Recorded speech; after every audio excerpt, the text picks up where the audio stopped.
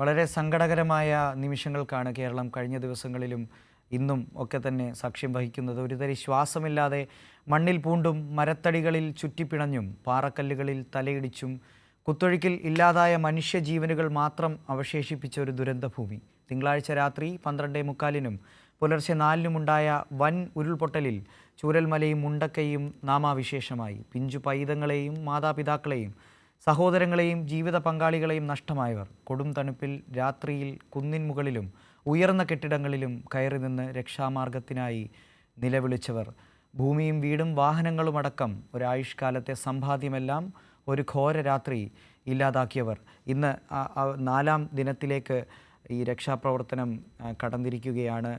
നിലവിൽ 300-ലധികം പേർ മരിച്ചു, അല്ലെങ്കിൽ മരണസംഖ്യ 300-ലധികം കടന്നു എന്നാണ് മനസ്സിലാക്കുന്നത്. വളരെ ഊർജിതമായ രക്ഷാപ്രവർത്തനം ഇന്നുണ്ടാകും എന്ന് തന്നെ മനസ്സിലാക്കുന്നു. അതിനായി എല്ലാ തരത്തിലുള്ള സജ്ജീകരണങ്ങളും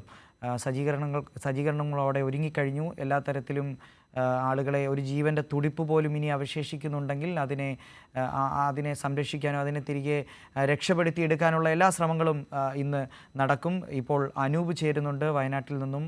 അനൂപ്, ഈ മരണസംഖ്യ സംബന്ധിച്ചൊരു വ്യക്തതയുണ്ടോ? ഇന്നിപ്പോൾ കൃത്യമായ രീതിയിലുള്ളൊരു രക്ഷാപ്രവർത്തനം, കുറച്ചുകൂടി ആസൂത്രിതമായൊരു രക്ഷാപ്രവർത്തനം എന്ന് പറയേണ്ടി വരും. അതാണ് ഇന്ന് വയനാട്ടിൽ നടക്കാൻ പോകുന്നത്. എന്തൊക്കെയാണ് പ്രധാനപ്പെട്ട വിവരങ്ങൾ?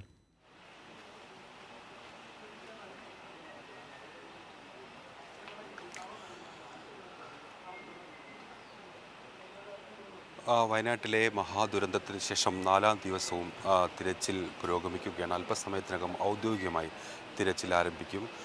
ഇന്ന് മറ്റു ദിവസങ്ങളിൽ നിന്ന് വ്യത്യസ്തമായി കൃത്യമായൊരു പദ്ധതി തിരച്ചിലിന് ജില്ലാ ഭരണകൂടം അത്തരത്തിലുള്ള സംവിധാനം ഏർപ്പെടുത്തിയിരിക്കുന്നു എന്നുള്ളതാണ്. അതിൽ പ്രധാനമായും ഇന്ന് ഈ സ്ഥലത്തിൻ്റെ ഭൂഘടനയും ഭൂസവിശേഷതകളും കണക്കാക്കിയുള്ള ഒരു പദ്ധതിയാണ് തെരച്ചിലിനായി ജില്ലാ ഭരണകൂടം തയ്യാറാക്കിയിരിക്കുന്നത്. 40 അംഗ സംഘങ്ങൾ വിവിധ സെക്ടറുകളിൽ 6 സെക്ടറുകളിൽ പ്രാദേശികമായ അറിവുള്ളവരെ കൂടി ഉൾപ്പെടുത്തി സംഘങ്ങളായി തിരിഞ്ഞുകൊണ്ടുള്ള തെരച്ചിലായിരിക്കും പ്രധാനമായും നടത്തുക.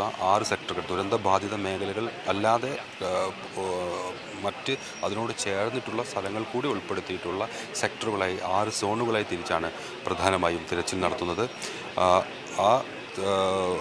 നമ്മൾ നേരത്തെ പറഞ്ഞതുപോലെ ഈ പ്രധാന ദുരന്ത ബാധിത മേഖലകൾ മാത്രമല്ല, അവിടെ നിന്ന് ആളുകൾ ഏതെങ്കിലും വിധത്തിൽ മറ്റ് സ്ഥലങ്ങളിലേക്ക്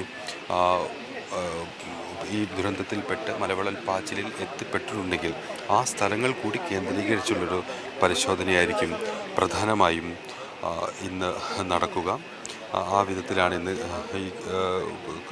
ഈ തെരച്ചിലുമായി ബന്ധപ്പെട്ട കാര്യങ്ങൾ ക്രമീകരിച്ചിരിക്കുന്നത്.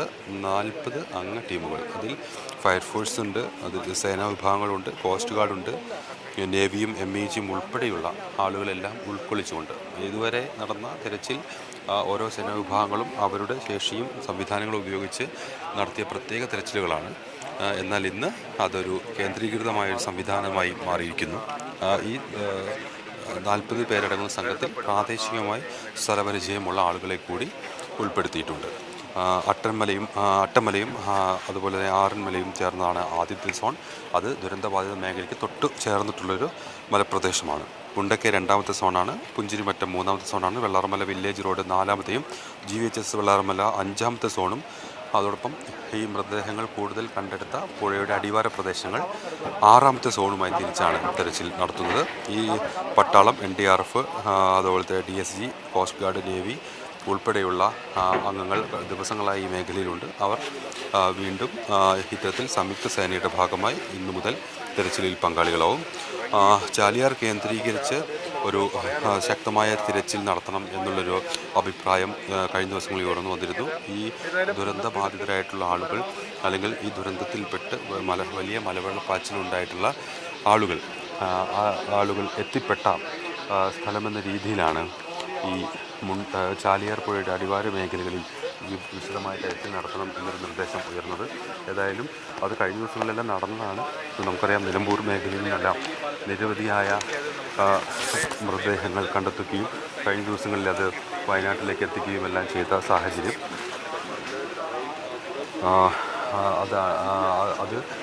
അതുകൊണ്ട് തന്നെ ഈ ചാലിയാർ പുഴയുടെ വശങ്ങളിൽ ഉൾപ്പെടെ ഇന്ന് തിരച്ചിൽ നടത്തും.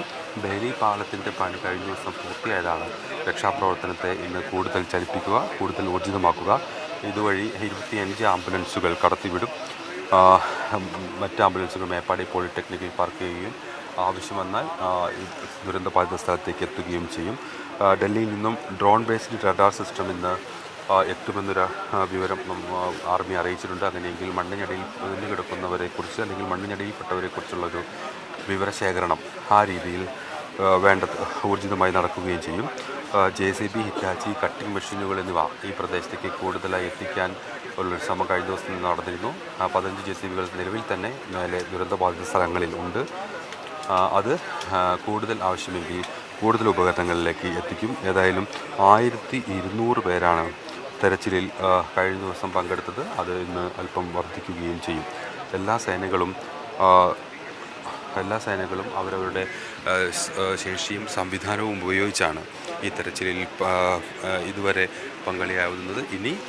അവർ പങ്കെടുത്തത് ഇനി ഈ സംവിധാനങ്ങൾ ക്രോഡീകരിച്ച് ഒരു ഏകീകൃത സംവിധാനത്തിലൂടുകൂടി മുഴുവൻ, അതായത് ഒരു സംഘത്തിൽ തന്നെ മുഴുവൻ ആളുകളുടെയും, അതായത് മുഴുവൻ സേനകളുടെയും പ്രതിനിധികളുണ്ടാവും. അതുകൊണ്ട് ദുർഘടമായിട്ടുള്ള സാഹചര്യങ്ങളിൽ അത് ഇപ്പോൾ പ്രാദേശികമായിട്ടുള്ള അറിവ് നൽകാനാണെങ്കിൽ അതിൽ നാട്ടുകാരുടെ പ്രതിനിധികളുണ്ടാവും. അല്പം ഈ സാങ്കേതികമായ ഒരു തിരച്ചിലാണ് നടത്തേണ്ടതെങ്കിൽ അതിനാവശ്യമായ പ്രതിനിധികളും സംവിധാനങ്ങളും ഈ സംഘത്തിലുണ്ടാവും.